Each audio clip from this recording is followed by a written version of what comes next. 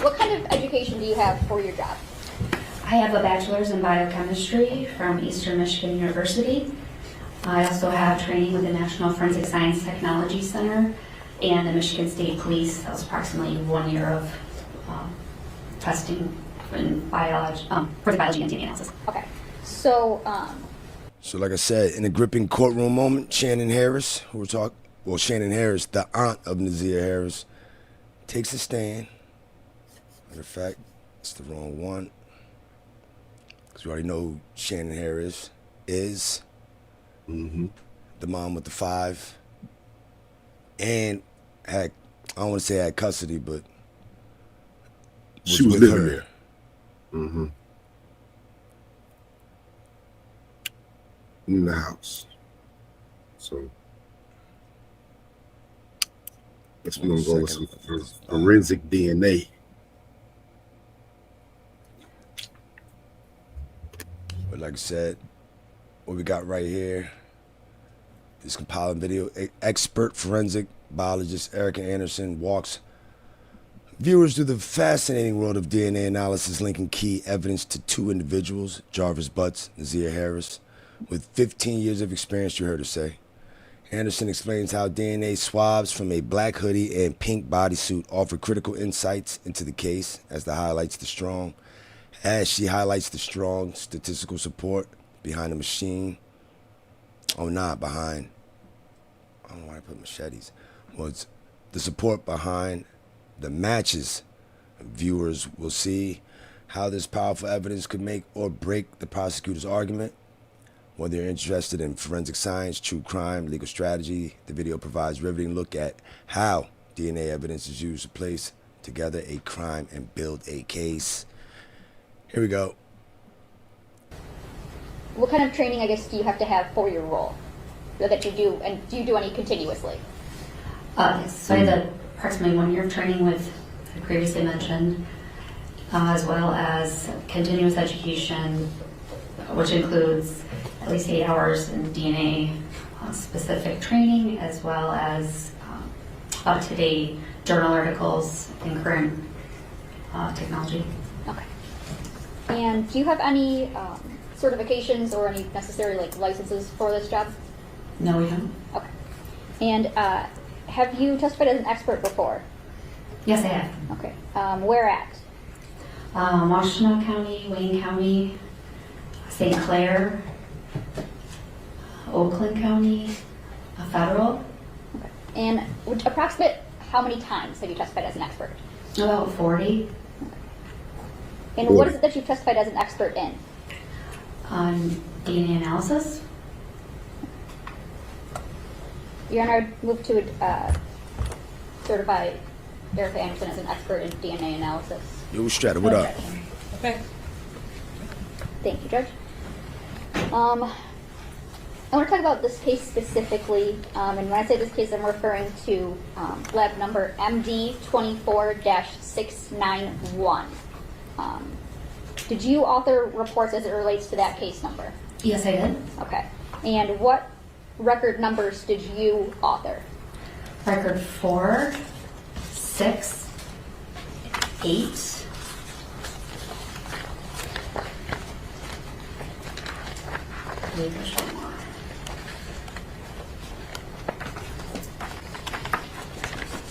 Oh, and 5, sorry. Okay.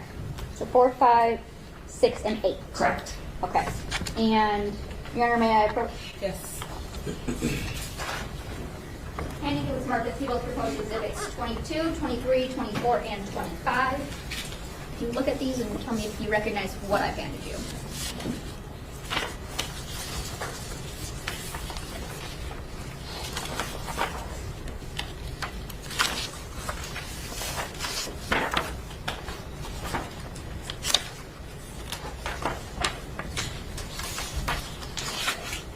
These are the reports I authored. Okay. And we'll go through these one by one.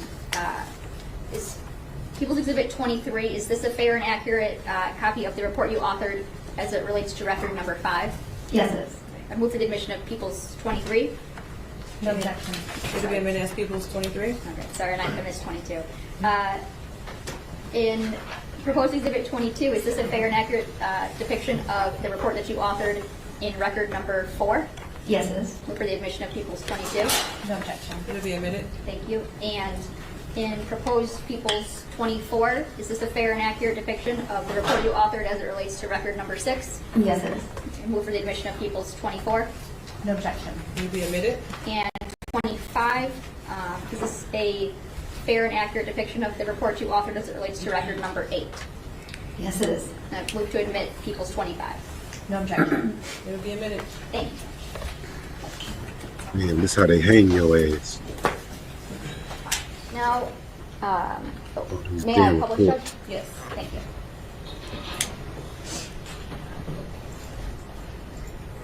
Oh, you turned off sharing, I'm sorry. She want to share her screen. Oh, sorry. Thank I you. think she logged on. Okay, so we're looking at People's 22 right now. Tell me, what is it that like these reports just generally start with at the top? The information that is submitted by the agency with the evidence, which is their agency number, as well as the investigating officer, and then we assign a laboratory number to the case. It also has the date received for that evidence and the date the report was completed.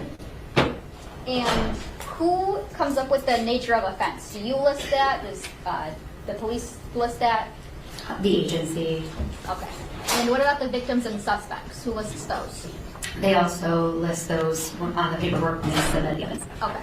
So in record number 4, what did you do in record number 4? I interpreted and recorded 2 items of evidence that were submitted. What were those items of evidence? A buckle swab from Jarvis Butts and an ID, swabs of an ID card. And what is it that you did to them? What's the process that you did?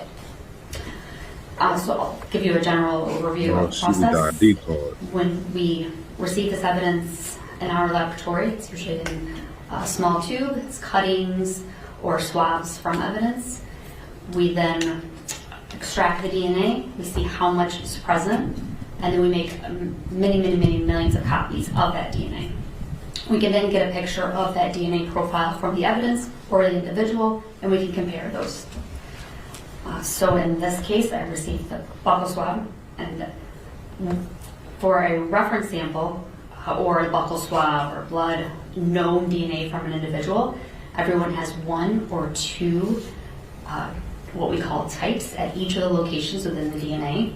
So when I see 1 or 2 at one of these locations, I know that's only one person.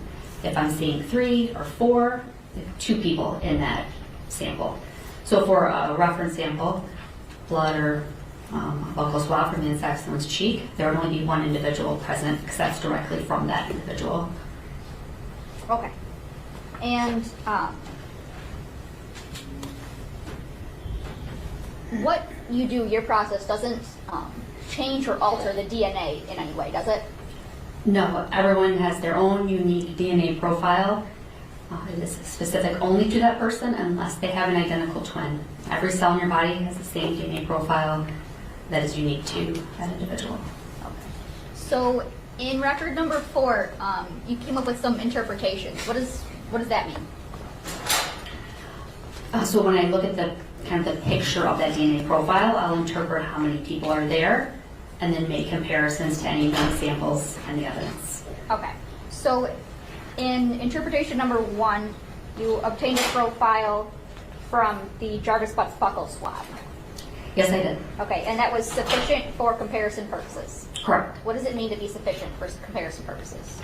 So the DNA must be above a certain threshold for evidence or references. And in this case, that DNA profile was all above that threshold, and it can then be compared to evidence. Okay. And the interpretation number 2, you obtained a DNA profile from ID card swabs, but that was insufficient for comparison purposes. Correct. The amount of DNA there was just too low and did not make it above that threshold, so I couldn't do anything with it or compare it to anything. Okay. So you can say there's DNA there, but you can't compare it to anything. Correct. Okay. And that was the entire substance of record number 4. Is that fair? Correct. Okay. In record number 5, what evidence did you analyze in record number 5? I received earbuds that were submitted as a possible alternate known. Fabric mattress pad cover cuttings.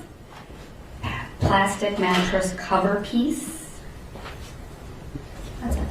And these earbuds, alternate known.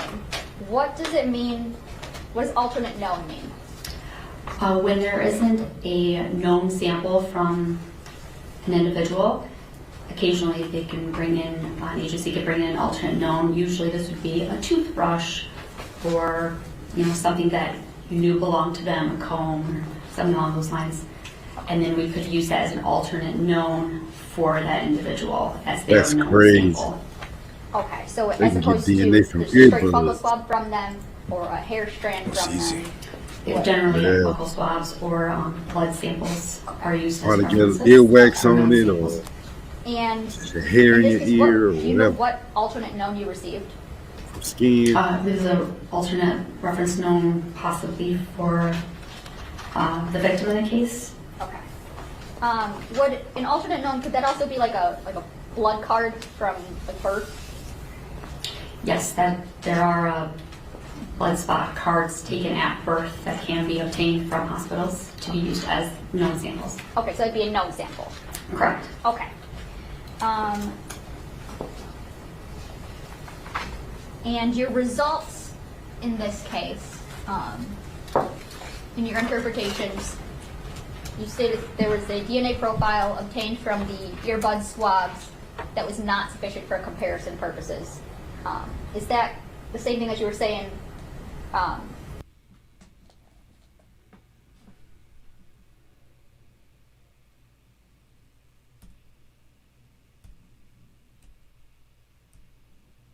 Moderate support or just limited support, which would be just a little bit of a tilt, or they can be fully excluded from the sample. So in this case, it was 4.6 thousand times more likely that it originated from those 4 unrelated individuals than Jarvis Butts and 3 other individuals, which is moderate support that he's not a contributor. So it's tilting that way, just not all the way. And in record number 8, what evidence did you analyze here? I received black hoodie stain swabs,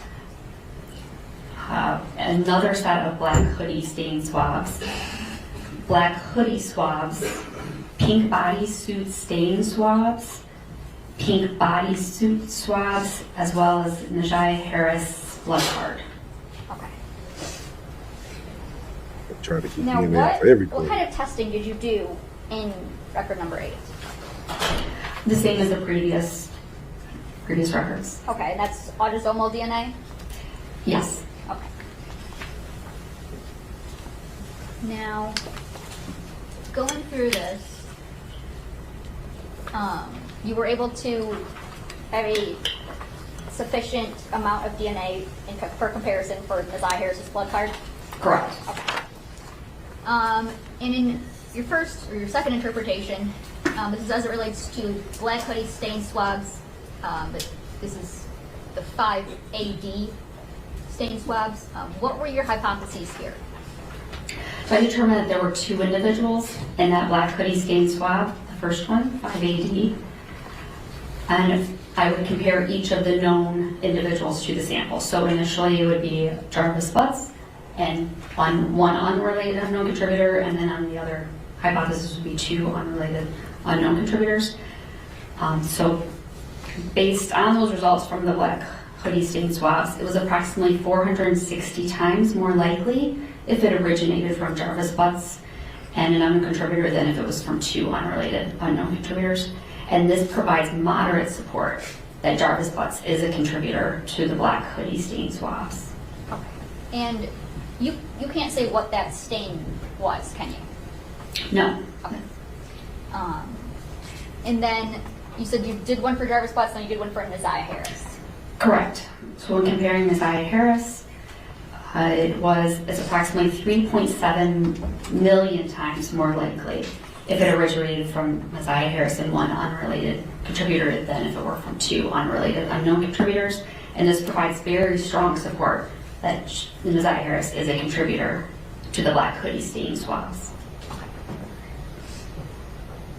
And in interpretation 3, this is the second of the black hoodie stain swabs, 5BD.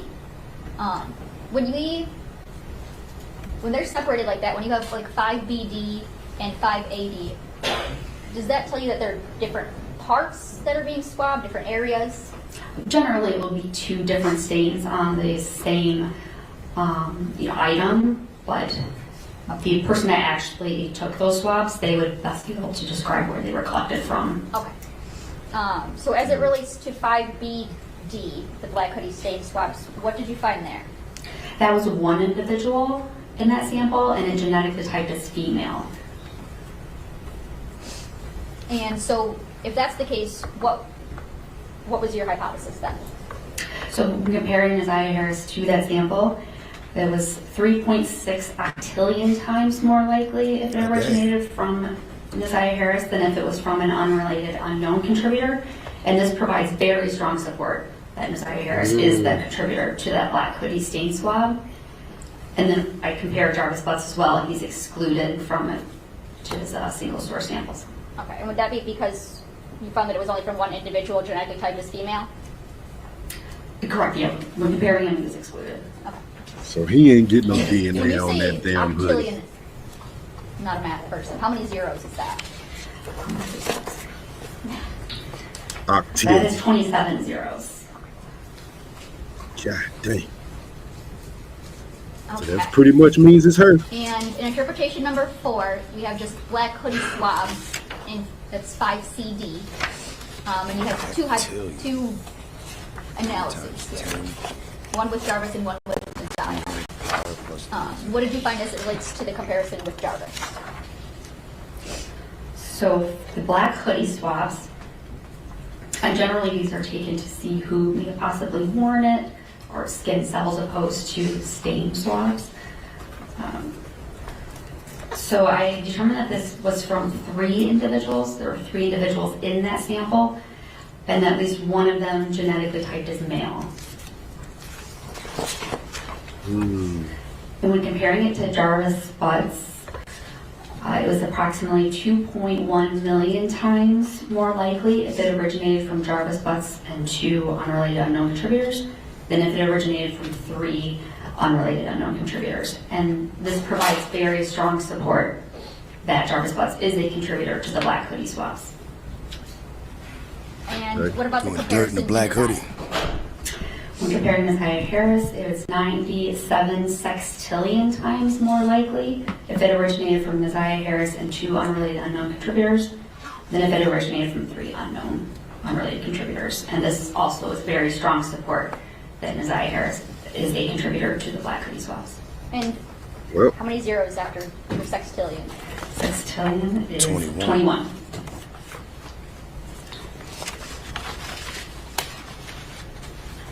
And just for reference, anything over 1 million is considered very strong support. Pay attention. And your next Unless it was in the interpretation is millions, to the pink body Like the first skin piece, swab. it's only going to be moderate. And you performed this assuming that there was Not strong. 2 individuals. What was your comparison as it relates to Jarvis Butts? When comparing to Jarvis Butts, it was 6.3 times more likely if it originated from Jarvis Butts and 1 unrelated unknown contributor than if it originated from 2 unrelated unknown contributors. And this provides limited support that Jarvis Butts is a contributor to the pink Just 6 times. bodysuit stain swabs. And as it relates to so it's Messiah, not as strong, but It is approximately 60 septillion times more likely if it originated from Messiah Harris and 1 unrelated unknown contributor than if it originated from 2 unrelated unknown contributors. And this provides very strong support that Najaya Harris is a contributor to the pink bodysuit stain. How many zeros in septillion? 24. Septillion is 24.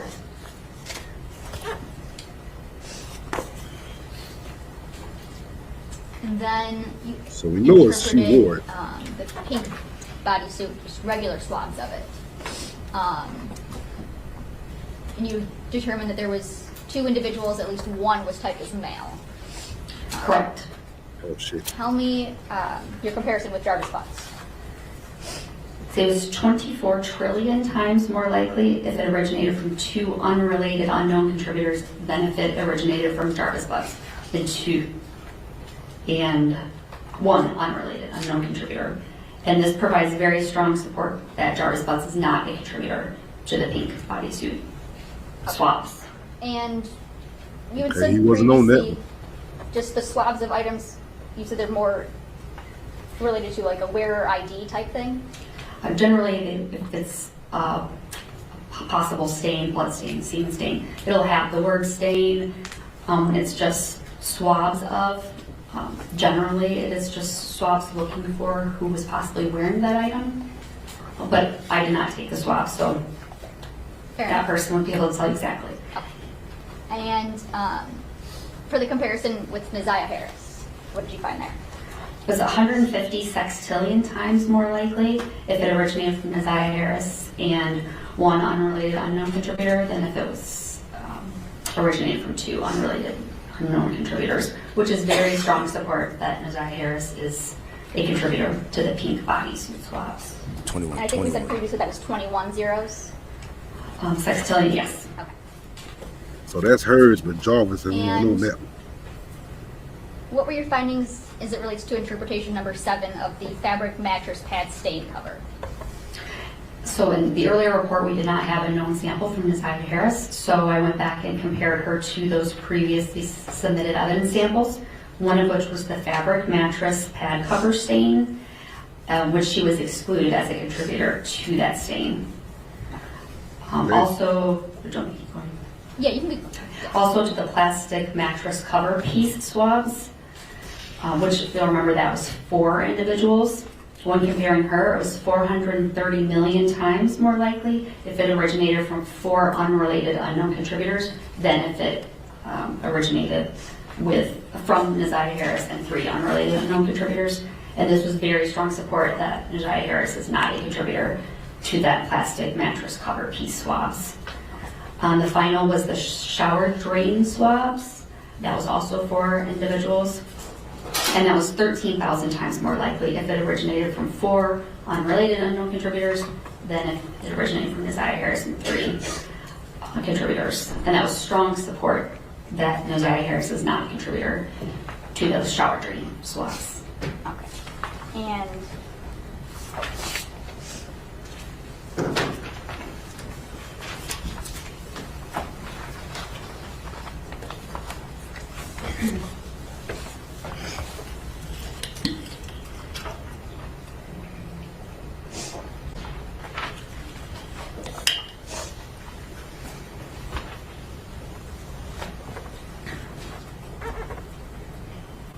nothing else at the time, Judge. Ross. Good afternoon. Defense. So when you receive the swabs, you Trying to said tear it apart. in separate tubes. Each swab or cutting or whatever you would be testing comes in a separate tube, Correct. and it's all labeled with a number that corresponds with the file that you're working on. Is that correct? Correct. Each one has its own ID, yes. Okay. And what other communication do you receive with those swabs? We have submission paperwork, and that is in our system loaded, as well as all of the worksheets from the analysis that we go through. I wonder what angle she's gonna come from. There's chain of custody. I mean, all this is within our system, but we only receive that initial information when we submit it, that paperwork. Occasionally we'll have a police report or something, but in this case I didn't see one. You didn't have one in this case. I did not have one in my case file. Did you have any communication with Sergeant Shannon Jones before you did the testing? No, I didn't. Okay. Did you know, was there a name associated with this file that you knew of before you did the testing? There are, like I said, names within the case file. Generally, we process samples in batches, and we don't really look at all that before we get started until we sit down to actually write the case, and those profiles are already complete. Okay. And I'm going to try to get some information from you just on how that process works, because I have a limited understanding of DNA, so correct me when I mess up. But as I understand it, when you're running these samples, essentially you come up with, ultimately for interpretation, kind of a line that shows peaks, and that is those are the things that you're comparing. Is that fair to say? So we look at 24 different areas within the DNA, and 2 of those will just give me the sex of the individual, if they're male or female, if there's a male included. On the other 22, it will be 2 like peaks basically at each location, and you'll have either 1 or 2 each individual. And there could also be other peaks. So typically you have some that are taller than others, but you could also have shorter peaks. Is that fair to say? If there's multiple people in that sample, I'll see maybe several peaks, and that's how I would determine how many individuals are in that sample. Or things that you might interpret as, I think they call it stutter. We possibly, it's a kind of a normal part of this system. There are these peaks that are expected, and they generally are filtered out. Occasionally they get a little high, but we know what they are. So. And I was going to say, so then when you see this chart, is that part of your interpretation to kind of exclude that as something of significance? The starter peaks? Yes. Yes. I would evaluate if any of those peaks could possibly be stutter or not. Okay. And I think you answered this, but I just want to make sure. How many loci did you test? There's 24 total loci. And that's what you tested? Correct. Okay. And that's of like the 3 million base pairs that exist, fair to say? I mean, there's 150,000 loci in the human genome, correct? Is that right? Yeah, this is the standard for forensics testing, yes. It's 24.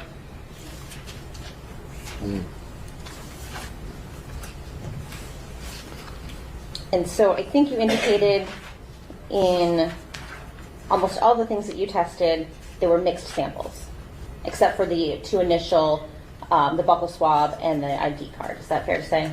Oh, I think I know what More she than one doing. contributor? Yes, except for the mattress stain swabs, I believe was a single contributor. Otherwise, yes, Okay. more than one individual. She gonna say that shit flawed. Y'all machines be fucking peaking and valleying. On the black hoodie swab, the non-stain swab, I think your report indicates, or your testimony was that there were 3 contributors. Is that correct? I just wanted to kind of double check to be Of sure. course. Yep. Are you going to refer to your report to do that? Yes, my report. Okay. So the second, the 5BD, Yes. 5BD was only one individual, a female. I'm sorry. I guess I'm looking at.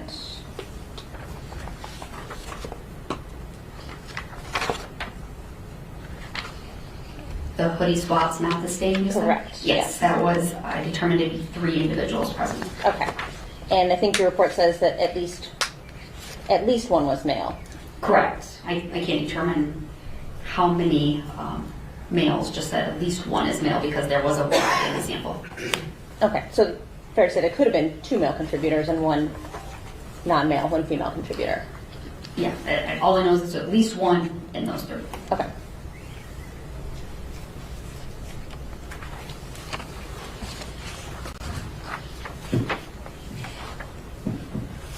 These one, maybe 2, maybe more. And that seed of Now, doubt. is it the program that determines the statistical number, the probability, or how is that determined? I determine how many individuals are in the sample, and then the software determines that likelihood ratio. Okay.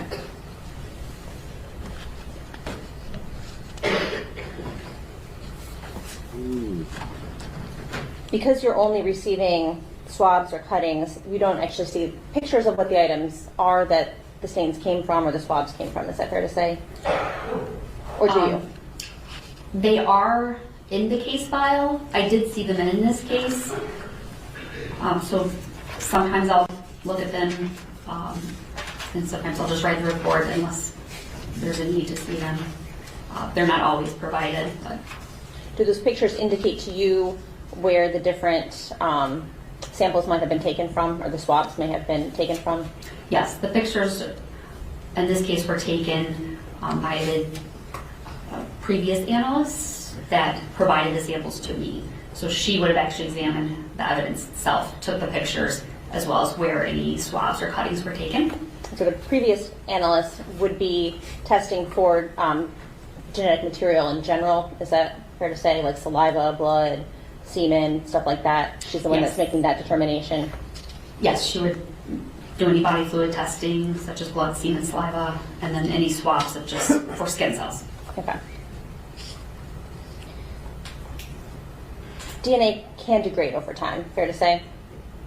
Over time and in certain conditions, sure. Weather, stuff like that, Potentially as sunlight can degrade DNA. the elements in general, bacteria.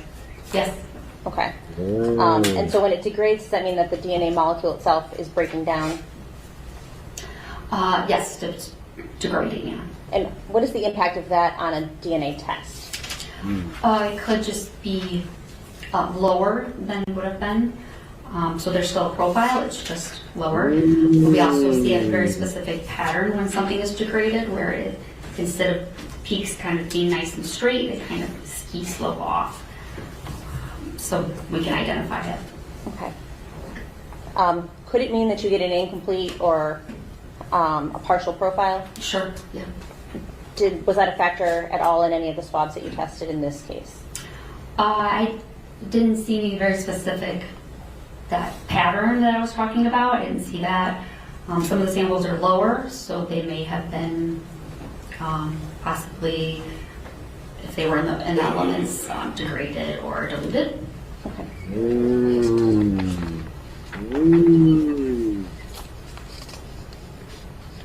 Tricky. So you mentioned that when you're looking at a profile, if you see a Y chromosome, that indicates to you that there's a male contributor to that sample. Correct. And try to say this in the least amount of words possible. And so if you have a mixed sample, you can do, or one of the ways to determine the male profile would be to use a Y-STR analysis. Is that correct?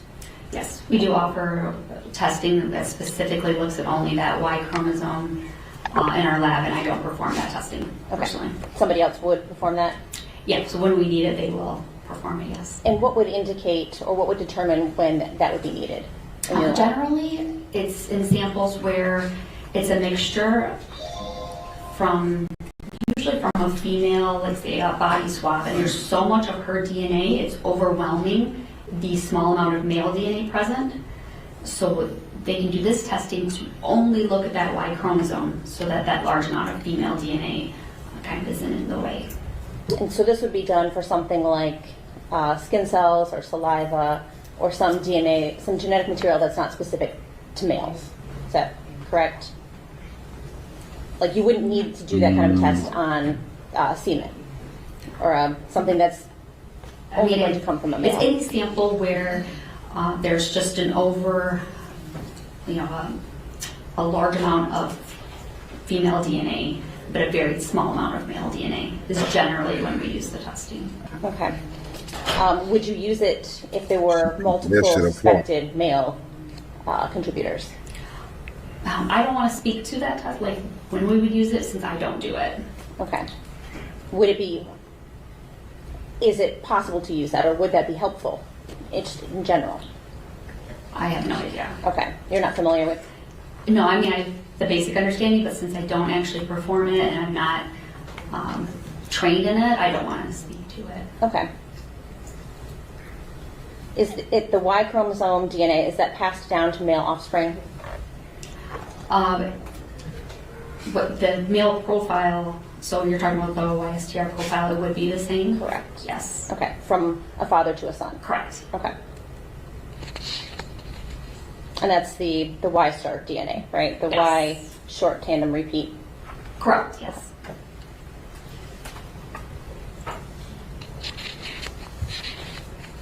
And so you could have a similar Y star profile between a father and a son because that chromosome is being passed down almost completely unchanged. Is that fair to say? Or is it correct scientifically? I mean, scientifically, they would have the same, without any mutations, that father and son would have the same Y profile. Okay. But in autosomal testing, they would not. And when you were doing your testing on these samples, you had 2 known profiles, correct? Correct. You were testing against Jarvis Butts, Correct. yes, and Messiah Harris. That's correct. You weren't testing it against any other males. No other references were submitted to us for comparisons. Okay. So a DNA test obviously can't tell you when DNA was deposited on an item. Is that correct? That's correct, yes. And it can't say how it came to be put there, right? Correct. Like it could be there's primary DNA, right? If I cut myself and I get blood on my shirt, that would be a primary transfer, right? Yes. If I then touch something and get blood on that, then the blood that's on the, say it's on my paper, the blood that's on the paper then would be a secondary transfer. Yeah, like from your shirt. Yes. Correct. Or say if I hand my pen to Mr. Riggins here, and then he hands it to somebody else, that would be a third. Is that correct? It's the transfer of the DNA. So I touch this primary, then you come and touch it, my DNA's on it, that would be secondary. And tertiary would be, then that DNA moves again. Of course, each time DNA is transferred, it's lower and lower generally. Okay. And so then if That's Mr. right, Riggins correct. walks away with my pen and leaves it in another room and somebody picks up that pen and uses it, in theory, they could be tested and have my DNA on them, correct? Possibly. Even if we were never in the same room together. Correct. Okay.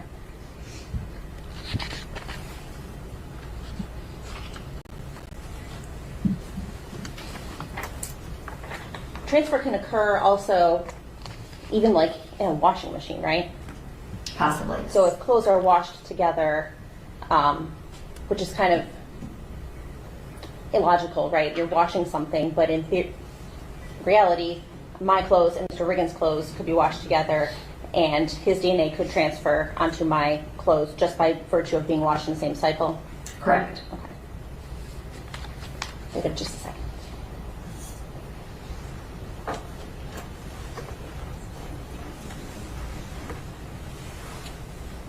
She must be the fucking pre-legal. Paralegal. Niggas doing the best job you can trying to help her. She's just, I don't have anything else. Thank you. Yeah. Yes. Redirect? Just briefly. You asked some questions about YSTR testing. Would it be fair to say that that's kind of like a secondary test you would do if nothing comes up in autosomal DNA testing? Correct. That's when we look at that type of testing, is when we don't get results with autosomal. And Oh. is that because in autosomal testing would be a direct match as opposed to just a match on a Y chromosome? To a Y profile that Yeah. is shared. Yeah. Okay. So in these reports, you had known samples from Messiah That is Harris true. I and was known gonna ask samples from that. Jarvis Butts. Correct. Okay. And they were direct autosomal matches to Jarvis Butts. Well, we don't use match. Or- We would compare them directly. Yes. They were direct comparisons to Jarvis Butts' DNA. Correct. Okay. And so I believe, as you said, he would share Y DNA with his biologically related male children. Correct. But his X DNA would not be the same as his biologically related male children. No, we get So half he our DNA lives in from the our mom, house half our with DNA his from our father. That's what makes up your DNA profile. So if he has a male son, their DNA would not compare. It would only be compared comparatively to the Y chromosomes, not the X chromosome. Yes. So father and son, they would not have the same profile. but they would have the same water profile, which is not the testing that was done in this case. Right. This was direct autosomal comparison. Correct. Okay. This is something. And Oh, okay. is it fair to I say don't that know. people shed or produce or leave DNA at different rates? Yes, everyone is different in how much DNA you leave behind when you touch something. Things like blood, semen, saliva, we would expect there to be more DNA present in those types of samples versus just touching something in skin cells. And given that people can shed DNA at a different rate, if that's kind of the right way I'm wording it, you can't say whether or not something was a primary transfer or a secondary transfer based on the amount of DNA present. No, I can't say at all how it got there or even if it's a body fluid. I mean, I don't do any body fluid testing, so I can only say what the DNA is and not where it came from or the type of possible fluids.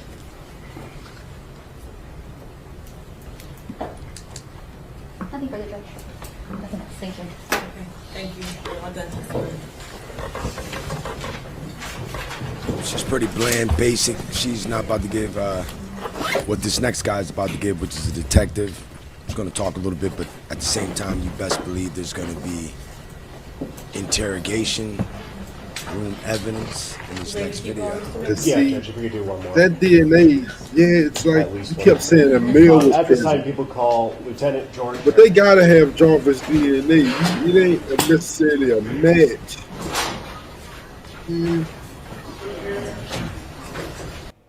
And where's Frank at? This morning. Lawyers be trying to poke holes and shit, boy. I swear. All right, we got the detective Jason Mays takes viewers through a gripping interrogation of Jarvis Butts, revealing critical details surrounding the case. As a seasoned investigator with over 21 years experience, Detective Mays carefully explains how he obtained vital information from Butts about his past interactions with the missing person, Nazia, and key events leading up to her disappearance. The video offers a tense, insightful look into the interview process with exclusive footage of the defendant's responses, text messages, clues that could shape the case.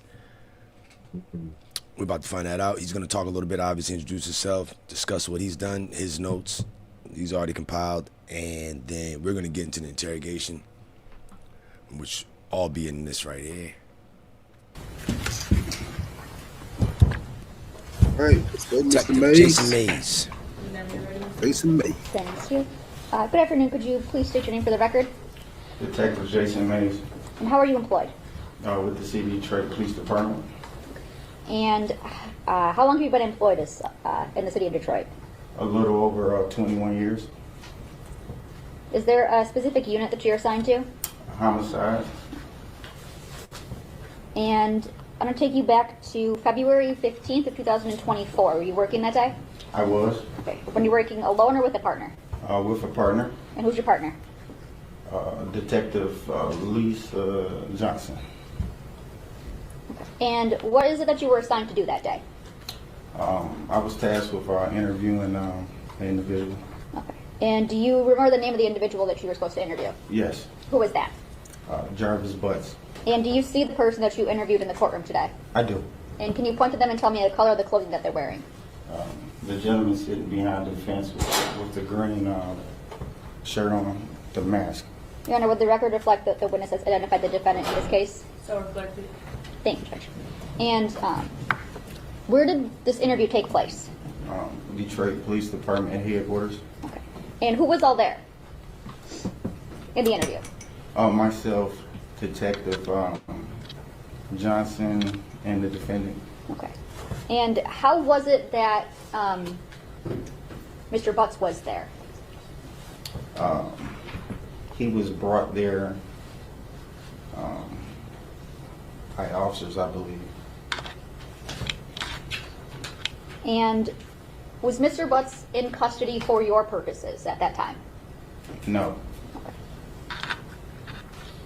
Was he in custody for other purposes at that time? I believe so, ma'am, yes. Okay. Did you ask Mr. Butts if he would talk to you? I did. All right. Did you offer him any food or drink, anything like that? No. Okay. Did you ask if he knew or understood English? I don't recall that. No. Okay. But by speaking with him, I knew he understood English. Okay. Did you ask him like his education level, things like that? Yes. Okay. Did you ask if he was under the influence of any narcotics or alcohol? Yes. Okay. And did you advise him of his rights at that time? I did. Okay. And did you use anything to assist in providing him with his constitutional rights? Yes. A constitutional right form. I also recited it to him verbally. Okay.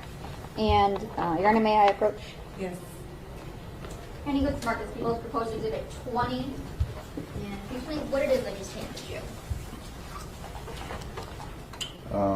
Certificate of notification of constitutional rights. And is that a fair and accurate copy of the constitutional rights that you provided Mr. Butts on February 15th of 2024? Yes, ma'am. I move for the admission of People's proposed exhibit 20. No objection. It'll be admitted as People's Exhibit 20. Thank you, Judge.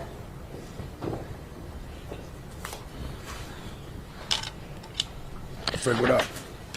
And on this sheet, did Mr. Butts reflect that he understood and acknowledged his rights at that time? Yes. And how is What it up, that he Deb? did What up? that? By attaching his signature and dating it. Okay. And who all signs this form? Myself as a witness and also anyone that's in the room. Okay. Did Mr. Butts exhibit anything to you as an experienced officer with 21 years that would make you believe that him talking to you wasn't voluntary? No, And did he agree to speak with you? he did. All right. About how long did you guys talk for, if you recall?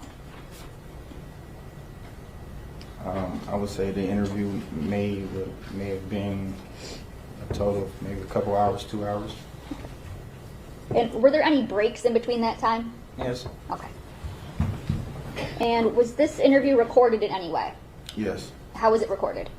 Audio and visual in the interview room. Okay. And I showed you previously a video of the interview that took place. Do you remember me showing you that? Yes. Okay. And when I showed that to you, was that a fair and accurate depiction of the video interview that you took with Mr. Butts back on February 15th, 2024? Yes. Okay. And Your Honor, I'd move for the admission of People's Proposed Exhibit 21. No objection. It'll be admitted as People's Exhibit 21. Thank you, Judge. And may I publish? I'm not going to play the whole video. It's rather lengthy, but there are parts that I did want to play. Okay.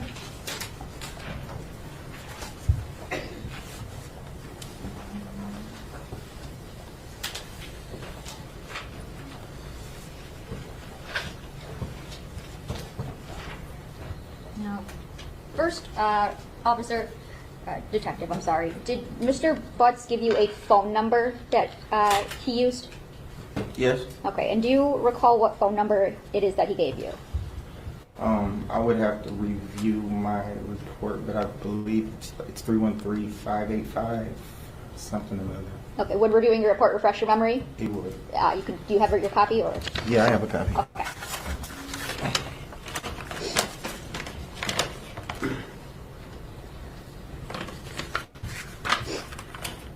It's 313-585-8719. Okay.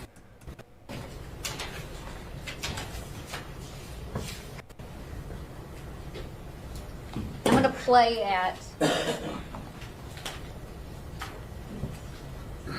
1 hour, 46 minutes, and 38 seconds. This is what you deal with, right? Okay. They know about each other. They know. You got them together. They know what's going on. I don't have them together, but they know about each other. Okay. So, the reason I asked you that, I wouldn't ask you no questions I wouldn't have an answer to, so I'm just trying to understand something. So, this right here is a brief synopsis of Zaza's interaction with you and the phone number that you had since 2019. And so right here on the day that I'm concerned with, this is Don't forget, be there for. Yeah, that was what she said that I was supposed to pick them up that day. But I never responded. Yeah. Well, So then the next one, she responded. if you send a message. It's hard to delete your number. You know, I don't, like I said, it's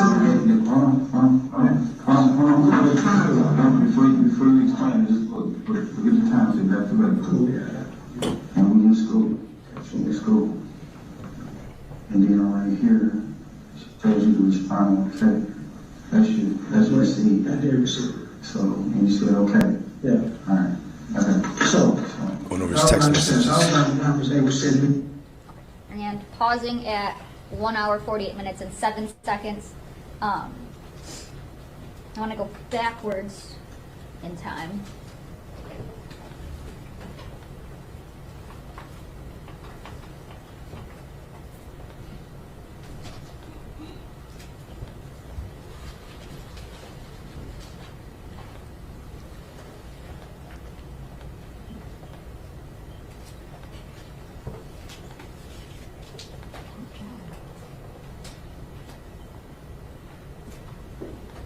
All right, to 1 hour, 13.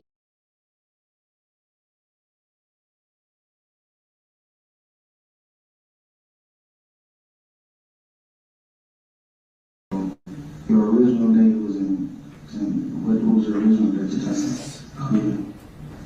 November the 20th, the day before my birthday of last year. That's when it happened? Oh, no, when that case happened? No. When did you supposed to get sentenced? Because we got 2 days. We got January. So what happened was, I was supposed to get sentenced last year, the day before my birthday. Went to court for every case, they adjourned it to January the 9th. That's the day we had. Right, so I had a legal issue pending, and I asked to get it extended before I could take care of my legal issue in That was January the 25th. So after that, then they scheduled it for February 7th. To go. Yes. Okay, and I'm pausing at 1 minute, or 1 hour, 44 minutes and 44 seconds. She's a knucklehead. And moving to. Prosecutor, that is.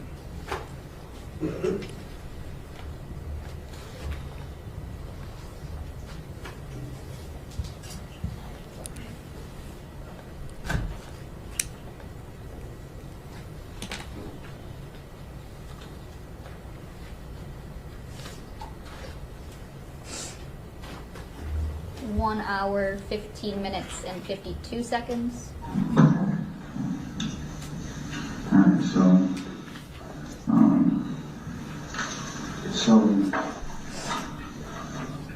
what's your relationship with on the day to day? Like, are y'all having any interactions? Is this y'all like a niece uncle relationship? Yeah, we kind of niece uncle, and I also get her and my daughter from time to time. Your daughter, July, his daughter. J.A. Hospital. And I, Janaya. Bus. Go ahead. How old is she? 16. Black female, 16. 16-year-old in the house as well. 10. I thought you said you said okay. 10. Okay. Go ahead. I get them from time to time. I do cleanups. Okay. All the time. Sometimes I see them when I worked at my old job. Frank says to have them come and clean up my office and my bathroom and stuff like pretty much twice a month, give or take. Okay. And where is Frank's at? That's each morning. Did you pay him? And I'm pausing at 1 hour, 17 minutes and 3 seconds.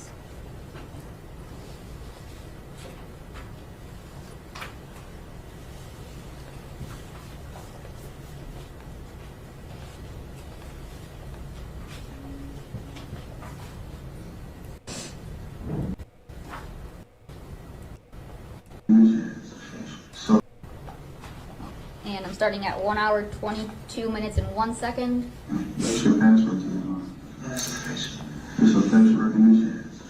So you wouldn't able to use your face, you got a pin, what's that number? 04 04 1925 1925. Okay, so Because I didn't know the last time we talked was okay, brother. Alright, so would you be willing to give me consent to do that real quick? Thank you. What type of phone do you have? iPhone?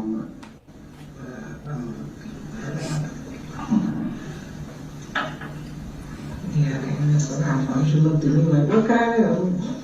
Zero. P-I-S. Yeah, I'm sorry, man. We have a Javaris we work with. Yeah, I work with a Jabbar. We keep trying to spell everything. Alright, so iPhone, what color is it? Glass. Okay, it's glass, you said it's 11. And then your phone, 313-585-8719. Password is 041925.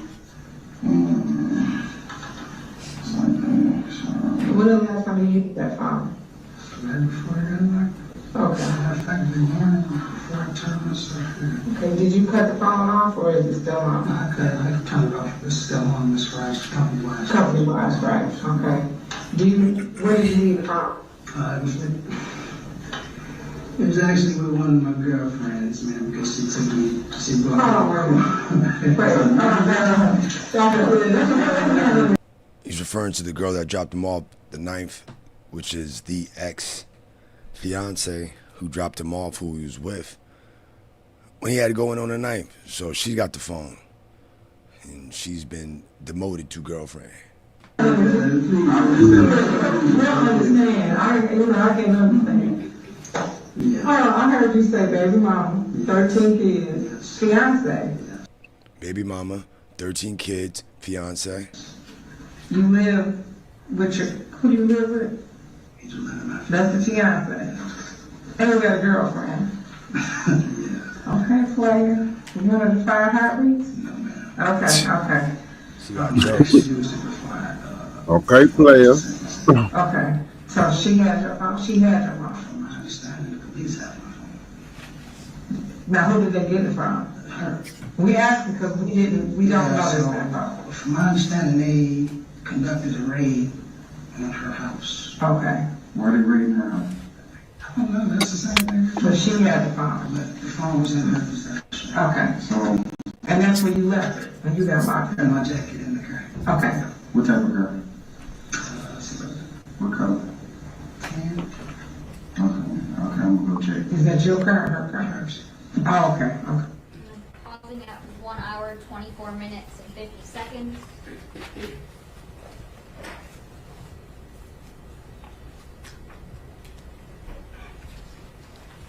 Yeah, they just in there chilling, talking to him.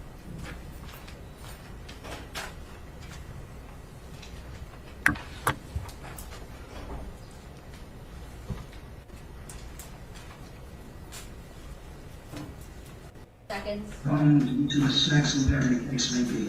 And I know she was getting older, so she was into certain things, like I come up, she had little fingernails and shit on. And I know grandma wasn't. So why did you not give it to her? Earned it.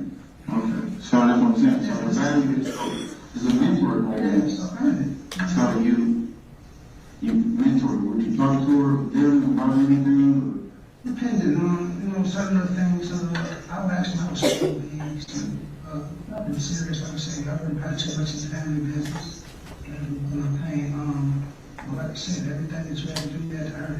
Okay. You know what I mean? So if you want something, earn it. And you appreciate it more. So that was my whole thing on that. So me, I used to just give it to them, they would take advantage. And every time I pull it, and it's a lot of kids over there, so I can't keep giving Yeah, not everybody. everybody $5, and that looks real bad if I just give you money every time you had asked for it and or she asked for it and I can't give it to everybody else. So therefore, you guys want something, I got a job for you. If I have something for you to do, I'll call and let you know. Every time they come in, $25 a piece, depending on. Okay. So,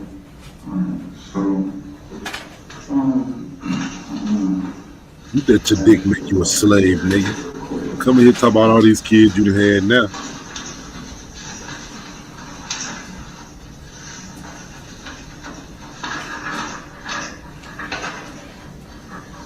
Let's see it. confirming that photo. Make sure we talk about the same person.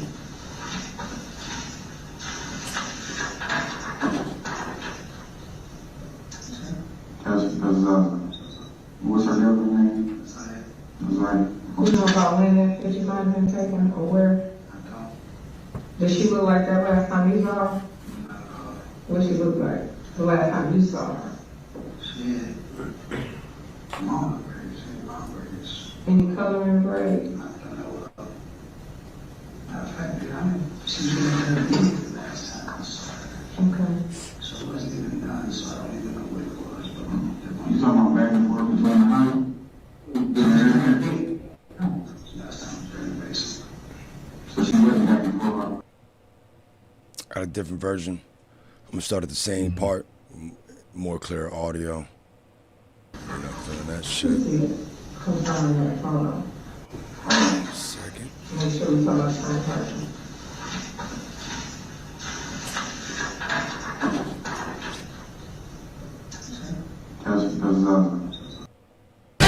All right, folks, let's get. So it wasn't even done, so I don't even know what it was. But you talking about back and forth between the house? Last time was very basic. So she wasn't back and forth about That anything. The last time I seen her, she was with her hair. Yes, she was. She was back and forth because the room, little sweetie, and we stayed next door. So she was going back and forth with them next door. They were in the basement at the grandmother's house getting her hair. And I'm pausing at 1 hour, 35 minutes, and 6 seconds.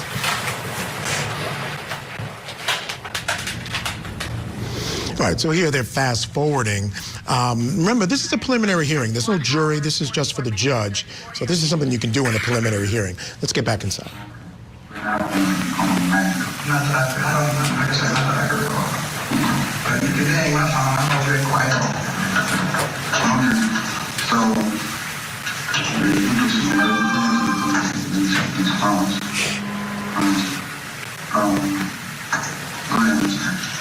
Well, I'm just trying to think about this stuff. Okay, so when I was asking you about you had any contact with text message or did anything with your phone? Little fucking popping on this nigga shit is killing me, yo. Yeah. So hey, this nigga talk, he ain't that clear. They got that I shit. can kind of get what he was saying in the first one, but I know the audio is kind of terrible. On November 19th, 2023. Jackson 911 was a. Oh. I wish that would pop up more. Play more videos if that would pop the fuck up. Because it does on the regular, but if that don't pop up, them shootings can't come up. Yeah. But yeah, man. That damn Jarvis, his ass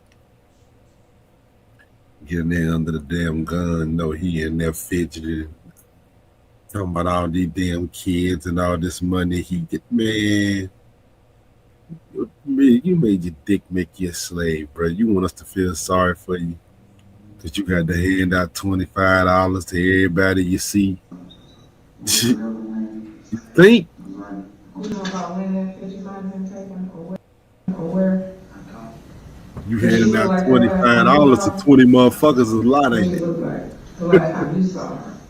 She had long braids, long braids. Any color in braid? I don't know. Matter of fact, I mean, Describe the last time we saw her. Okay. so it wasn't even done, so I don't even know what it was. But You talking about back and forth between the house? Her hair wasn't done. last time He's saying what he remembers her hair looking like. that anything. The last time I seen her, she was with her hair. Yes, she was. She was back and forth because the room, I guess the room, little sweetie. And we stayed next door. So she was going back and forth with them next door. They were in the basement at the grandmother's house getting her hair. And I'm pausing at 1 hour, 35 minutes, and 6 seconds.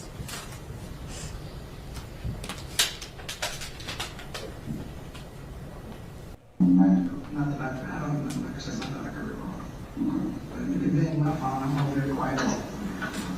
Okay. So, you can do some random things with these phones. Go ahead, I'm sorry. No, I'm just trying to find out. Okay. So, when I was asking you about you had any contact or text message or anything with Gaza, you don't have any contact with like that at all? Because, you can't think of the last time that you talked to her? Top of my head, of course.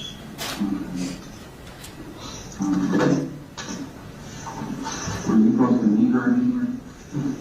No. Not at all. Not at all. Not at all. So if Pausing at 1 hour, 45 minutes, and 37 seconds. He's admitting to not meeting her, not supposed to get up, well, not supposed to getting up with her later or anything. And basically saying he don't be texting her.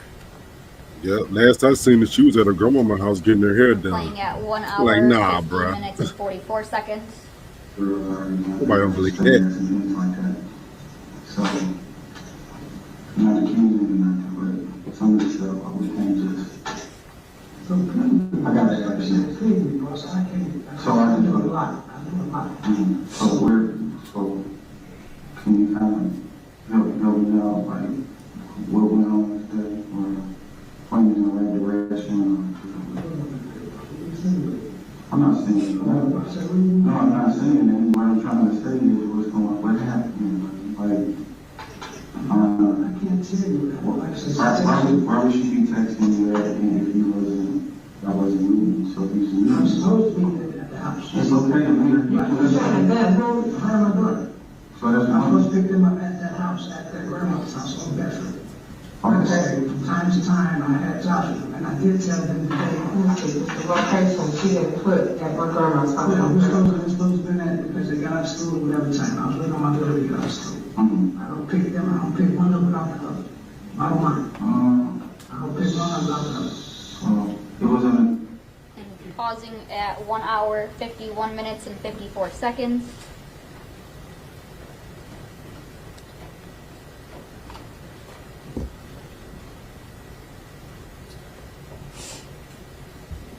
And I'm playing at 1 hour, 52 minutes, and 47 seconds. Okay, did she ever confide in you about like academic struggles with, with girls and boys? I don't know about the situation she had with some girls. Supposing that jumped on something like that. I'm not sure anything about that situation.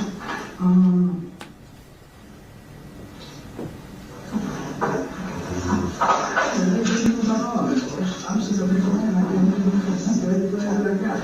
So why did she say this? Why did she let you know each other?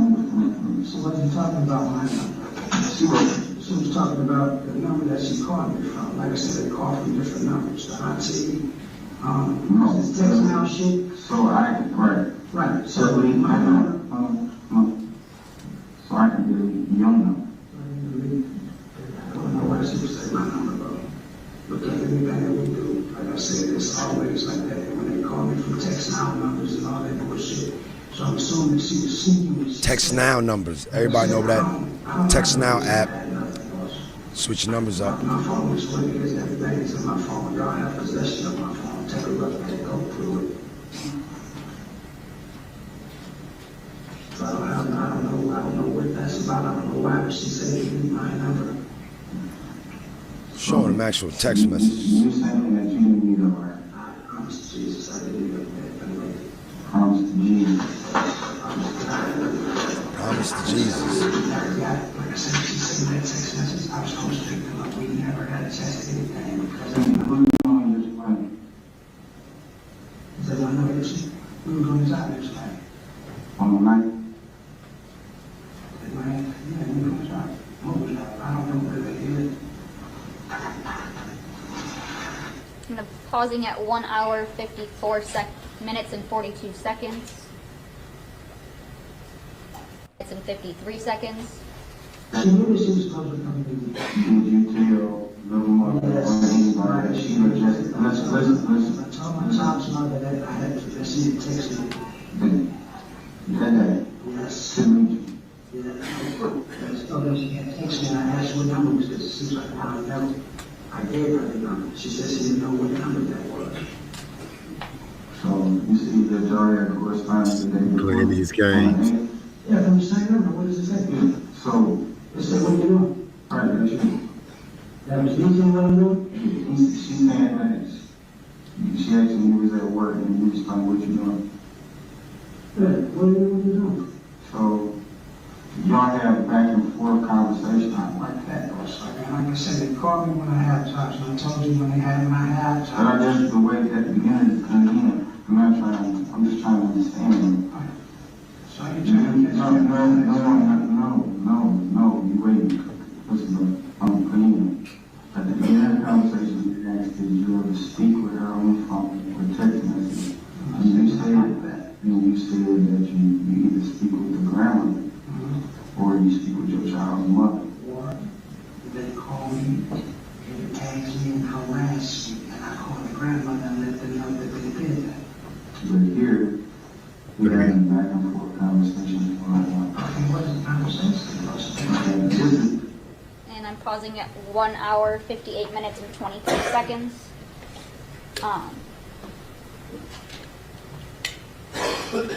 Detective, it's fair to say that those were just clips of this interview. Correct. Okay. And your conversation with Mr. Butts continued on into other kind of topics too. Correct. Okay. Did Mr. Butts say the last time that he saw Naziah before she went missing? Yes, he stated to me that he had last seen her at the end of December or early January sometime at the grandmother's house. Okay. And did he say anything about knowing where Naziah's bus stop was? Yes. Okay. What did he say about that? He said that the bus stop was at a 3-mile drive in Cornwall. And when you guys are talking, and you mentioned the name Zaza, who is he referring to as Zaza? The decedent. He's talking about Naziah.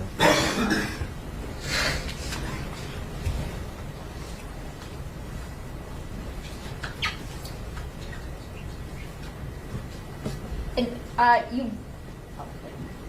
you were showing Mr. Butts some text messages. What were the messages that you were showing him? Where were they from? From his cell phone data, I got that information from the officer in charge of the case. I don't know exactly where it was extracted from. I would have to review a document. Okay. Were they from like a cell phone provider? Were they from an app, something like that? I believe they were from an app. Okay.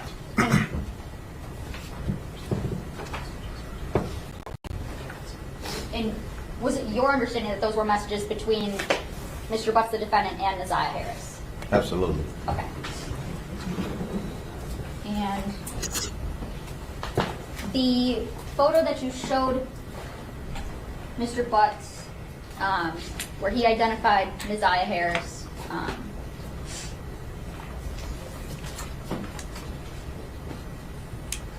I want to show you people's, it's already admitted Exhibit 12. Your Honor, may I approach? Yes. Is this similar to the photo that you showed Mr. Butts in your interview? Yes. What's the only difference, if there is any? It appears to be the same. I feel like my picture was zoomed in a little bit. Okay, so it's just a smaller version. Was yours in color also? Yes. Okay, all right. And is this the one where he identified as Naziah Harris? Yes. Damn.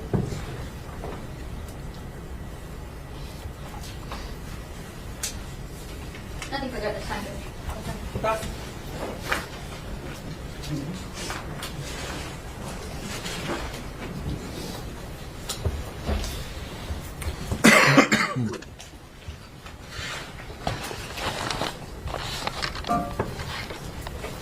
Good afternoon, Detective Mays. Good afternoon. So, let me ask you, Defense. first of all, your role in this case, were you primarily just to interview Mr. Butts, or were you involved in the greater investigation? Mainly for the interview. I assisted on a search. Okay. So, you interviewed Mr. Butts on February 15th, correct? Yes. Okay. He was already in custody, correct? Yes. And where did this interview take place at? Detroit Police Headquarters. Okay. Did you transport him, or was he already there when you got there? He was already there. Okay. So you don't know what conversation was had with him prior to getting there, correct? No. Okay. How long was he there prior to you seeing him? Did you know? I can't recall, sir. Okay. But it was you and your partner, Lisa Johnson? Yes. All right. You came into the room, correct? And he was already in the room when you came in? Yes. And you said that you didn't offer him any food or drinks? No. Okay. Do you know, have he had a chance to use the restroom? No. Okay.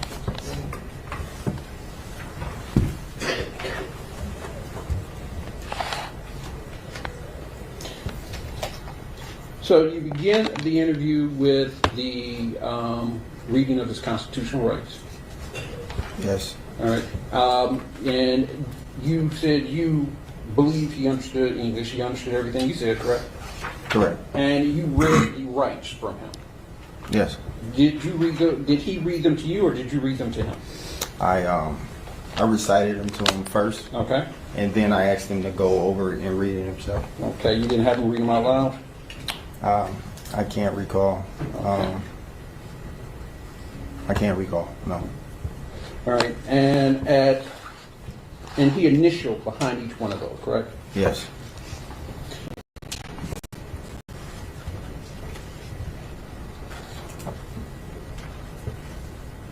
You had him verify his phone number, correct? Correct. All right. First of all, let me ask you, what was Mr.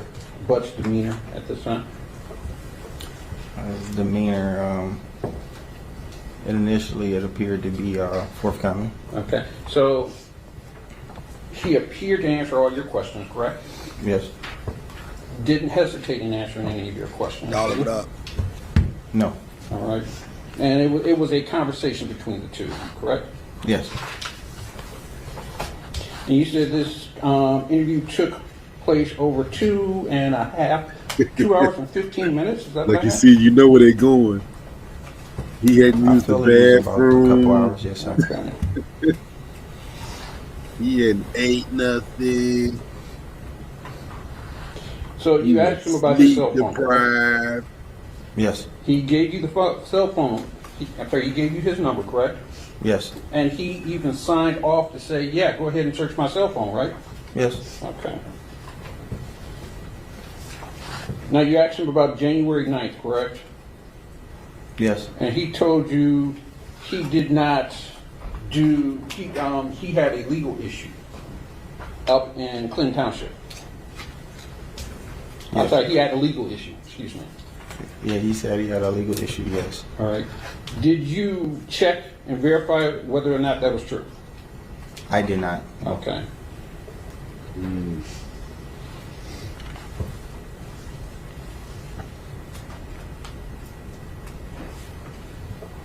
And you asked him about Desire coming to his shop, correct? I'm Yeah. sorry, you asked him about his interaction with Desire, correct? Yes. And he told you that she would come to his shop from time to time, correct? Yes. And he would have her do work in his shop, correct? Yes. And he also told you he had his daughter do work as well, correct? Correct. Did you verify whether or not that was true? I did not. Okay.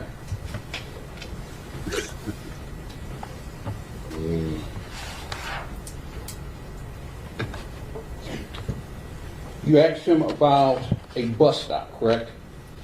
Correct. And he said he told you where this bus stop was, correct? Correct. And did you find out how he knew where this bus stop was? I didn't. I'm sorry? I did not. Did he tell you that anyone told him where this bus stop was? I'm not sure, sir. I can't recall that, sir. You can't recall? Maybe that's true. I can't recall. Nah, this guy definitely didn't confess. Yeah. Boy, that defense boy, he poking a hole in him. He poking him right now.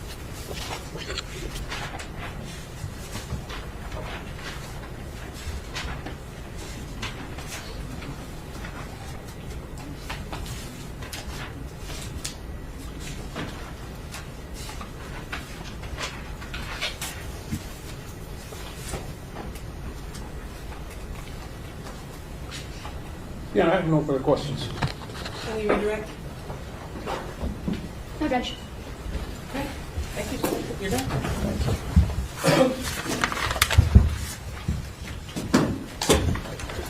Got him. Hey. Did you ask for how he know where the bus stop was? Somebody tell him? Do you all want to break piece for of lunch shit. or keep going? I'll leave it to you. Doesn't matter, Josh.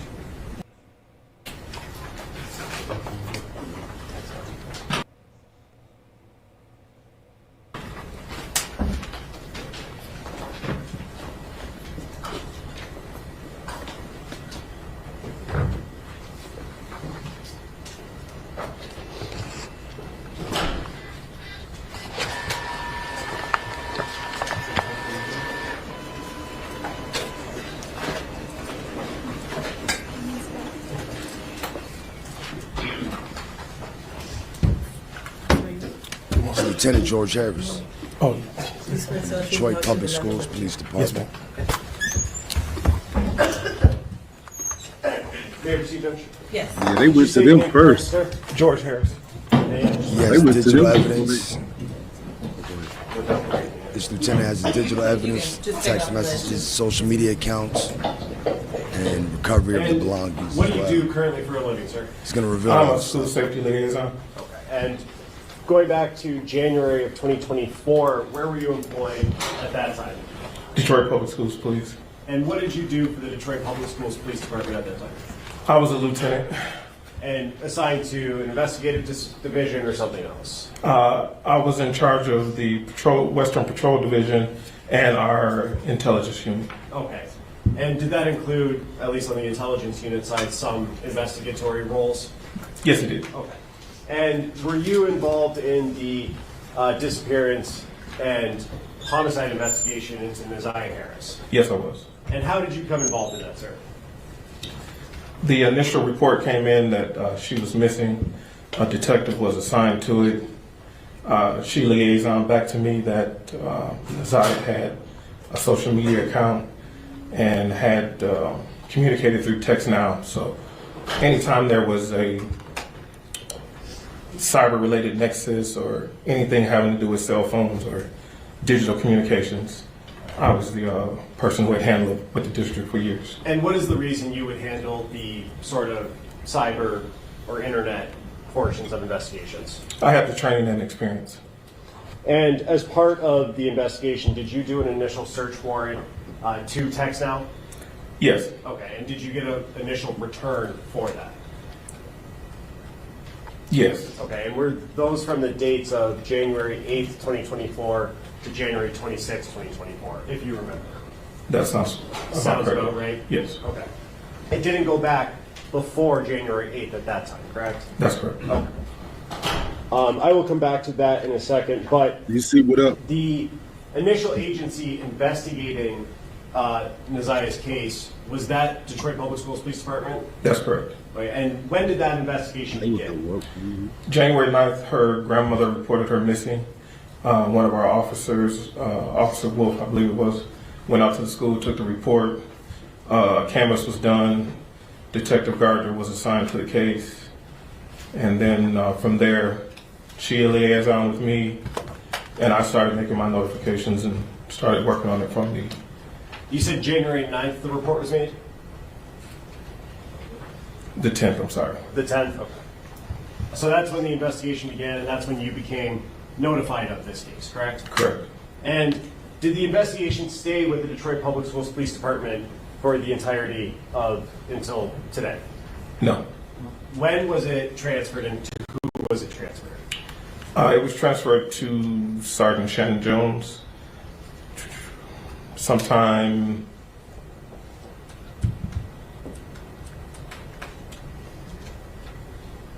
I don't remember the exact date, but it was later in January, maybe early February. Okay.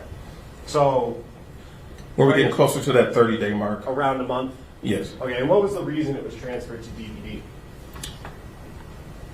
There have been no sightings, nothing had been heard from her. At that point, the other agencies that I brought in, we ended up shifting it over once. We received some more calls from DPD. The commander of the 5th Precinct had called me, and we just got together with Detroit, my chief and I, and the deputy chief, and then they decided they were going to take it over because it appeared that she was not going to be recovered alive. Okay. And in the course, to your knowledge of the initial investigation by the Detroit Public Schools Department, was there any activity from Nizaya on social media after January 9th? Not from Nizaya, no. Now, you said earlier that after it was transferred to the Detroit Police Department, did you receive a call regarding, from Sergeant Jones, regarding a request to confirm an ID that was found, a school ID? Yes. Okay, and did you receive a copy of that picture of the ID to confirm it? Yes. Okay.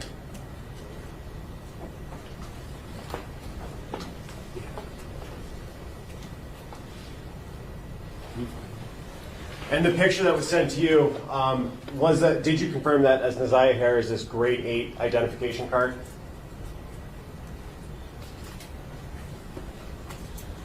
If you don't remember. I'm not sure Okay. what grade she was in, but yeah, it was her identification card. All right. May I approach Judge? Yes. Approaching with what's already been admitted as Exhibit 40. Does that look similar to what you were asked to confirm? Yes. And that one you went into, did you go into the school system to confirm that that was Nizaya's ID? Through an intermediary, but yes. Okay. And in the bottom corner of one of that, it says grade 8, correct? Yes, it is. Thank you, sir. That's her ID.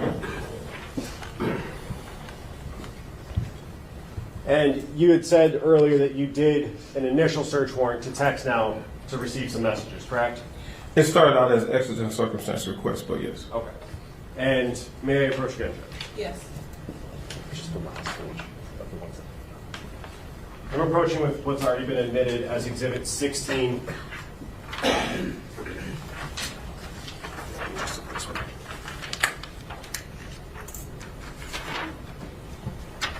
And if you could take a look at that, I'm handing you the last page of Exhibit 16. Does that look familiar to you, sir? Yes. And are those some of the messages that you got from the search warrant that you did to text now? Yes. And are there on that page that you're holding 3 highlighted ones on the bottom of that message or of that page? Yes. And the first highlighted one, is there a number associated with whether that it was sent or received from or to? Yes. And can you read that number for the court, please? 313-585-8719. And was the first message that's highlighted there, was that a sent or received message? It was a sent message. Indicating that it came from the owner of the TextNow account, correct? Correct. And what does that message say? Don't forget to be there before 3. I will let you know when I'm leaving school. If you're not there, I will wait. And to be clear, the owner of the account that you did a search warrant on, you believe to be Nizaya Harris, correct? That is correct. And then the second message down from that, second to last message on that page, is that a sent or received message? It's a sent message. And who is it sent to, the number? 313-585-8719. And what does that message say? Send okay if you send the message so I can delete your number. And then the last message on that page first, is that a sent or received message to that account? Received. So the owner of the account would have received that message from someone else? Yes. And what's the number that sent the message to that text now account? 313-585-8719. And what is that message? Okay. And what are the dates of those messages? Learning how to trick early. January 9th, 2020. Grooming them. And when the owner of Delete that the account messages. received that last message of okay, Using that Text Now what app. date and time did she receive that on? January 9th, 2024 at 14:23:10 UTC. And the UTC would be 4 hours ahead at that time from the local time? Correct. Okay. And so that would have been at 10 a.m. or so? That would have been 9:23 a.m.? Yes. Okay. I have nothing further. Okay, Ross?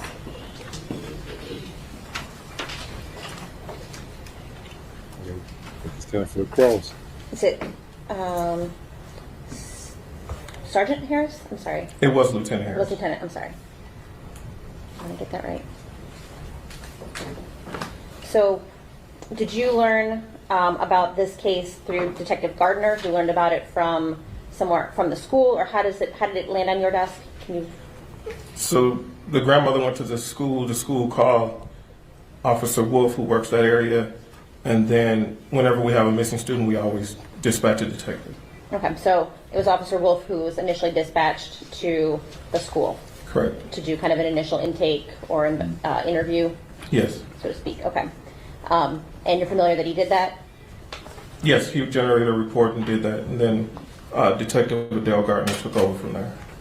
So when Officer Harris, Wolf came back with his report, he passed, essentially, the report indicated what he did on the case and then handed it off to Detective Gardner. No, Detective Gardner responded to the scene before he even came back and did the report. Okay, so Detective Gardner was also involved in some of the things that Officer Wolf did. Yes, In the terms of canvassing and canvassing. talking to people, yes. Okay, that's what I was going to get to next. So you're familiar that at least Detective Gardner and Officer Wolf went out to the 3 Mile Drive location at Cornwall where the bus stop was and canvassed that area. Not just them, but other officers, yes. Others too? Okay. Did any of the officers in DPS interview the teacher that was in Nazai's class that day? Yes, I believe so. Yes, do you know who it was? It would have been Detective Gardner. And do you know if Detective Gardner has authored a report? She would have case notes and interview statements of everybody she interviewed. Okay.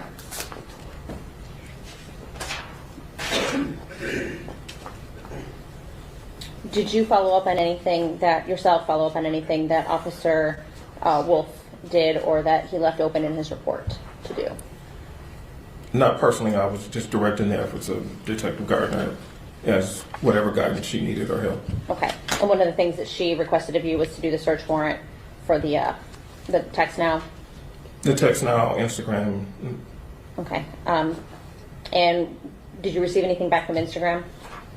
Yes, I received back to her Nazai's Instagram account information. Okay.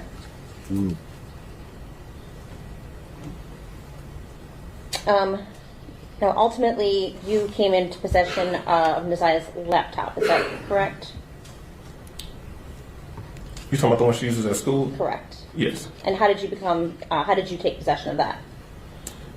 I sent Detective Gardner over to the school to pick it up. It was at the school? Yes. Okay. Do you know where at the school? With all the rest of the laptops the kids use. Okay, so they leave the laptops there every day at the end of the day? Yes. Okay. Do you know if anybody from your unit or searched anywhere in the classroom, like lockers or areas where like coats and other things, bags, backpacks, lunch boxes, that kind of thing are stored?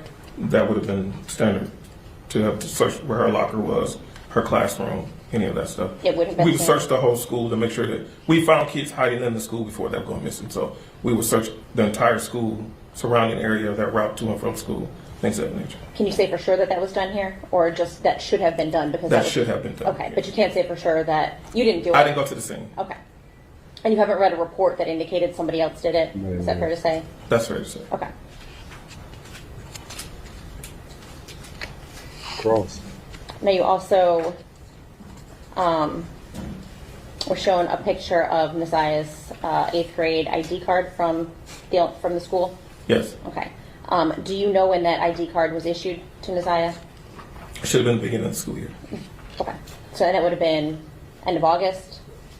Yes. Or yeah, because we started before Labor Day again last year. Okay.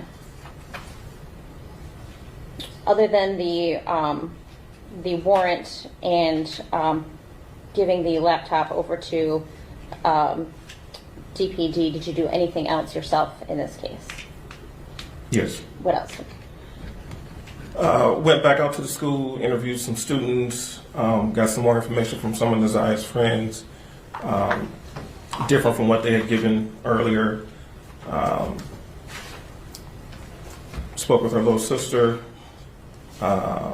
spoke with the grandmother, got the release for her dental records, picked up the toothbrush. Went out on a couple more canvases, things of that nature. Okay. Now you mentioned that you passed this case off, or your department passed this case off to DPD at about the 30-day mark. Somewhere around there. It may have been a little after, because right around the 30-day mark is when I would have went and got the toothbrush, so we still had it then. Because you have to make that update in the system when you guys get close to the 30-day mark. So the case was opened on January 10th, correct? Correct. And was it the 13th of February that you gave the laptop to the Detroit police? Damn, you had that bitch a long time. That sounds about right, around Valentine's Day. Okay. And would that have been about the last thing that you did at that point? Yes. Okay. Yeah, that bitch. And that's right around a 30-day window, fair to Yeah, say? a little bit past at that point. Okay. Now, is that 30-day window, is that kind of a standard protocol, or is there something that kind of where your jurisdiction kind of expires and you pass it on to a different agency? I would say no, because I had been with the school police since 2011, and this was the first missing we hadn't recovered within a couple of days. So normally we would, continue on with our cases, but once it got to that point, once we suspect, it could be a possible homicide, then the jurisdiction goes back to Detroit. So that's kind of how we went. Would it be fair to say that once you had kind of exhausted your tools? I guess, yeah, that's one way to look at it. Okay. Could you hand it off to a different agency before 30 days? Could you decide within 2 weeks we aren't coming up with any leads, we should give this to a different agency for more assistance? We could, yes. Okay. What you did. I think that's all I have. Thank you. Very briefly, Judge. Ms. Quick asked you about recovering a laptop. That was done in this case. Naziah's laptop was recovered, correct? Yes. And did you or did someone else or DPS recover a tablet that belonged to Naziah as well? Yes. Okay, and where was that recovered from? The school or somewhere else? From the grandmother. From the grandmother? Yes. And that would be Annette Harris? Yes. Nothing further, Judge. Okay, you are done. Thank you. Thank you.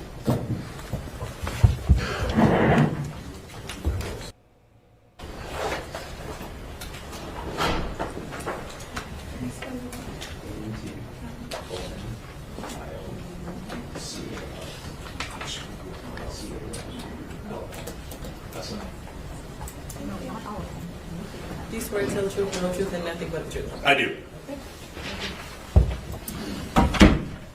This detective has ring camera footage. You state your name for the record, sir? Antonio Carlisi. And what do you do for a living? That's I'm a where your detective ass with the be Detroit brave, Police so Department, homicide unit. somebody How got some long have you been footage with in the you. Detroit Police Department in total? A total of 29 years. And how long in the homicide unit primarily? 11 years. Okay. And what is your current role in the homicide unit? At this time, I am one of two that extract surveillance videos from locations. Okay. And does that sometimes include like doorbell cameras, Ring or Xfinity or something like that? Correct, it does. Okay. And did you do that? I want to take you back to January 20th, 2024. Did you receive a request or a dispatch to go to a location? Not on that date, but yes, I did receive a request back in February 20th of 24 to make 4803 Bedford to recover some video. Okay, and you said 4803? Correct. And did you write a report about this? Correct. Is there an error or a typo in your report regarding the address? Yes, I have 3803. And in preparation for your testimony, did you realize that that was a typo? Correct. Oh. And what was the reason you were dispatched to that location on Bedford? At that time, to recover video from a surveillance unit that's showing a girl walking down the street. Okay. And are you familiar with the area that address is in, or what the corner and cross streets are? Yes. And what are the corner and cross streets right next to that address? That is Bedford and Cornwall. Okay. And then is the street 3 Mile Drive nearby this location? That's 1 block east of Bedford. And did you have a chance to observe the videos, or some of the videos that you recovered earlier today? Yes. And do those fairly and accurately depict the videos that you extracted from this system? Yeah, that was a Ring system. Yes, sir. Okay. And at this time, Judge, I would move to admit people's proposed exhibits 49, 50, and 51. Any objection? No objection. They will be admitted. And permission to publish. Yes.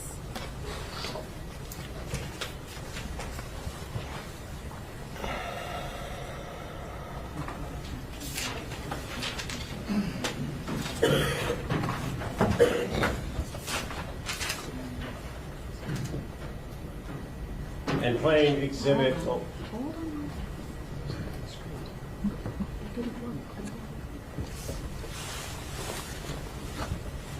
See what he got.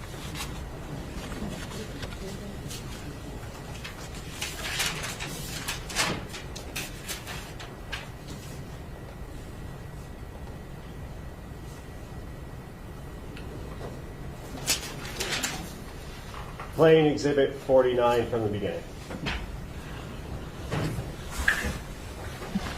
See if we can see her. Like to see her. And stopping the video at 9 seconds in.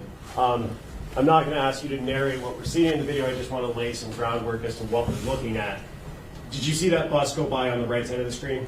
Correct. And where is that bus approximately stopping right now on the screen? That's stopping right approximately at 3 Mile Drive. And Cornwall? Cornwall. Okay. And we're looking at Bedford from this view? Yeah, we're looking eastbound from the house of 4803 towards down Cornwall towards 3 Mile Drive. Okay. Continuing playing from 9 seconds.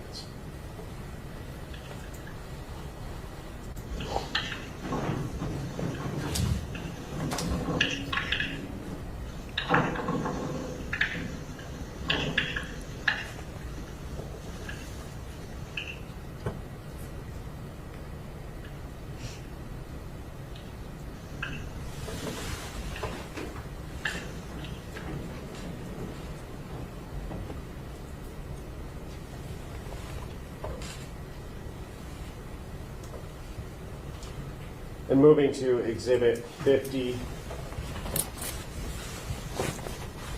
and playing from the beginning.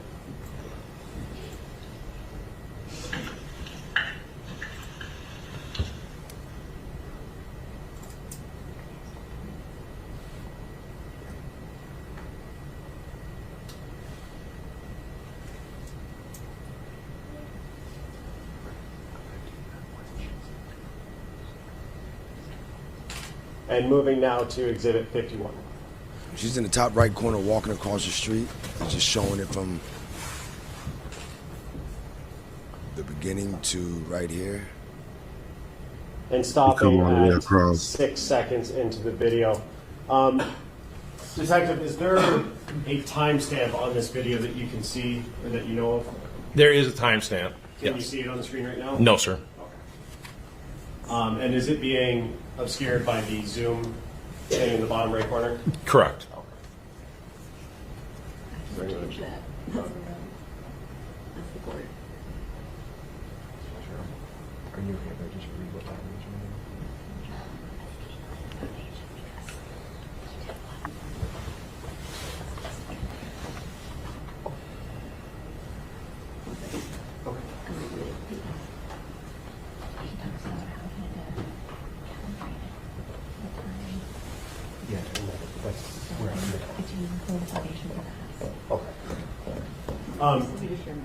Detective, when you went to extract this, is there something you do or a process that you follow to calibrate the time system on the system you're extracting the video from? Correct. We do a time calibration to the world clock. Okay, and what is the world clock? So basically, the world clock is the anatomical clock that we go by from the Navy clock. So looking at the anatomical clock or the world clock to the video system, we calibrate how if it's zeroed, which this one was, to, or if it was short or fast. Okay. So you would be able to tell if the time system that is on the video is 10 seconds fast, 2 hours fast, or slow? Slow, correct. And what was the result again for this video? Again, this was zero to the world clock, so it was on time. Okay. And correct, updated, not delayed. Pretty much just like your phones and your laptops, it's on point, on time. Does all of it by itself. You don't go to adjust the damn thing. Nope. As soon as they get in the system, boom, already there.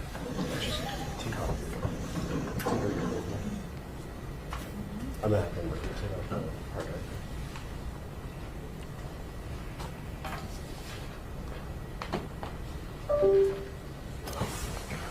May I approach the witness, Judge? Yeah. Detective, can you read, it might be easier on the laptop, what the time is in the bottom right corner on the screen right now?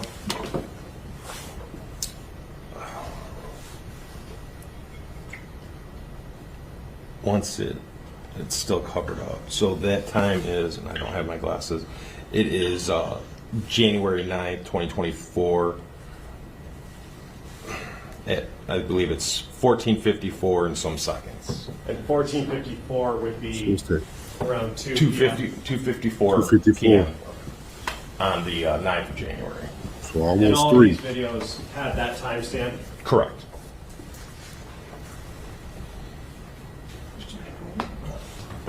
And playing the video now from 33 seconds.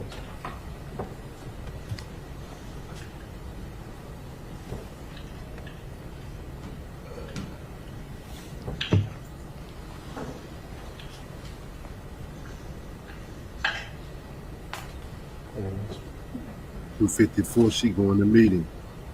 I have nothing further, Judge. Thank you. Real quick. So in that video, are you familiar with that area that's depicted in the video? Correct. Okay. So you said that was a view from the camera on a house viewing Bedford going east. Is that correct? Bedford runs north and south. Cornwall runs east and west. So it's shooting eastbound down Cornwall, basically. Okay. But your view is is looking towards the east. Correct. Okay. And so in Bedford, you said is a north-south street. Correct. And so the person walking down Bedford would be going towards the north. Yes, ma'am. Towards East Warren. Or is it Warren or is it Harper? That's Warren. Warren. Okay. Well, Warren, then Harper. That's all going in that direction. Okay.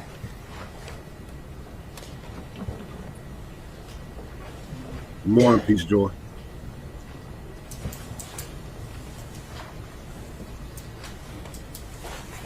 Nothing else, thanks. Nothing further, Judge.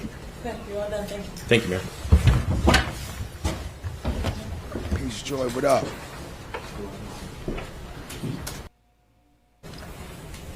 Good morning. You swear to tell the truth, the whole truth, and nothing but the truth? I do. You stick around, Peace. Thank you, Judge. We got more of what you like. Good morning. Could you please state? She got a big ass body with some little ass breasts. Do like a gorilla, bitch, and beat on your chest. Big ass body with some little ass breasts. Do like a gorilla, bitch, and beat on your chest. Silver